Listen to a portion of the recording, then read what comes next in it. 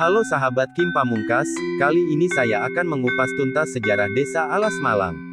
Desa Alas Malang semula merupakan daerah hutan yang memanjang dan melintang tanpa penghuni satupun manusia. Melainkan dihuni oleh harimau dan ular serta binatang buas lainnya termasuk juga buaya yang konon selalu ada di sepanjang Sungai Muara. Hutan pun sangat rimbun, maklum pada saat itu tidak ada yang berani mendekat pada hutan itu. Konon sebagian wilayah desa merupakan muara sungai besar yang sekarang terkenal dengan nama Kampung Krajan. Cerita tersebut terbukti dengan adanya batu karang dan kulit kerang. Apabila kita menggali tanah di wilayah itu pasti kita temukan benda-benda tersebut.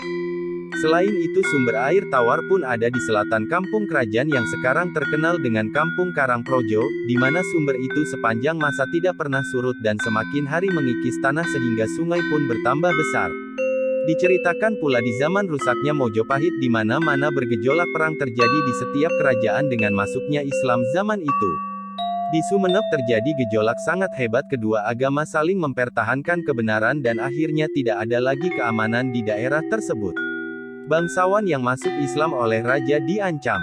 Para ulama atau para orang berilmu yang masuk Islam dibunuh. Maklum pada saat itu kekuasaan Raja Mojopahit sangat luas.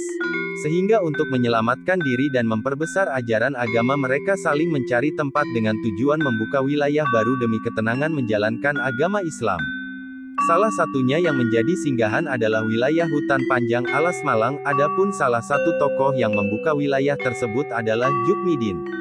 Beliau adalah seorang yang berilmu datang dari Madura dengan mengendarai perahu bersama keluarga dan sahabatnya serta para santrinya, datang ke wilayah ini dan perahunya bersandar di pinggir sungai dengan diikatkan pada bambu yang beliau bawa dari Sumeneb dalam keadaan basah.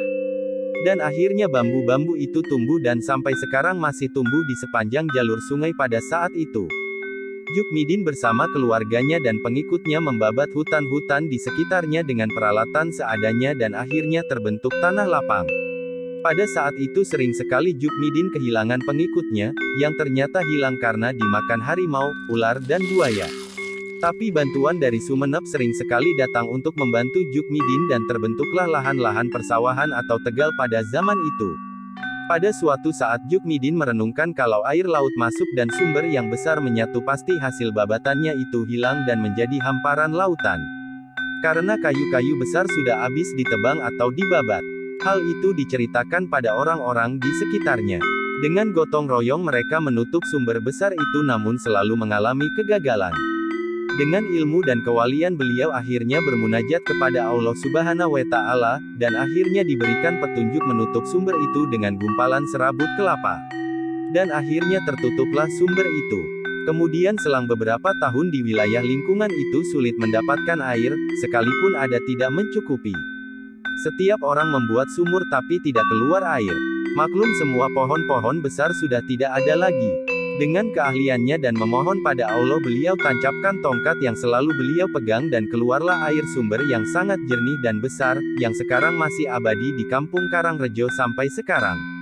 Dengan surutnya sumber yang keluar, akhirnya lahan hasil babatan Jukmidin semakin lebar, dan sungai pun tertutup. Adanya bukti bahwa ular besar yang berjalan di hamparan tanah lapang itu sampai sekarang tanah itu tidak subur. Sampai di sini cerita kita, nantikan episode selanjutnya. Terima kasih.